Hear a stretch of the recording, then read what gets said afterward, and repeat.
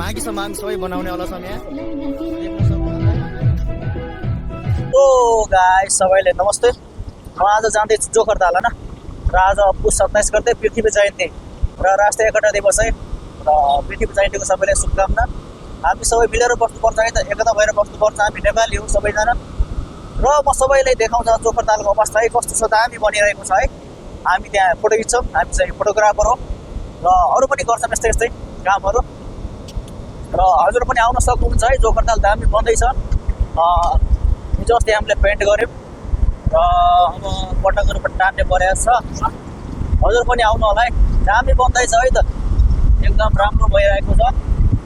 अबको केही बेरमा हामी पुग्नेछौँ जोखरताल। ताल है त, ताल ताल। आज भोलि धनगढी देख्दा एकदमै घाम भइरहेको छ गाइस, हेर्न दामी।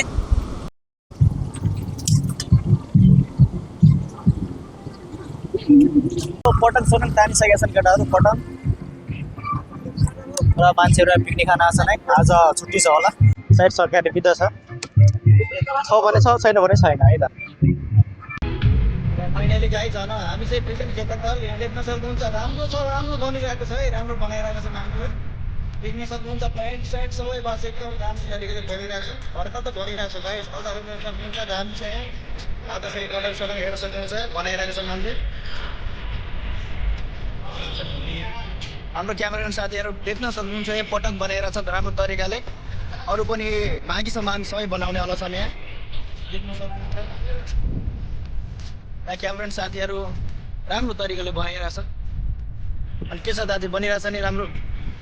ठिक छ, माघीसम्म झन् राम्रो बन्छ है। सबैजना आउनु होला, पुग्नु होला है त, राम्रो तरिकाले सक्नुहुन्छ यहाँ।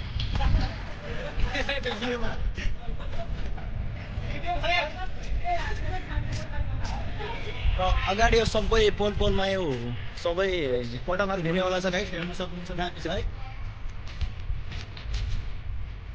र हजुर पनि आउनु होला है त, पक्कै आउनु होला। जोखरताल फेरि पनि खुलेको छ र दामी पनि बन्दैछ, हेर्नुहुन्छ। पहिलाको भन्दा अझै दामी भइरहेको छ है।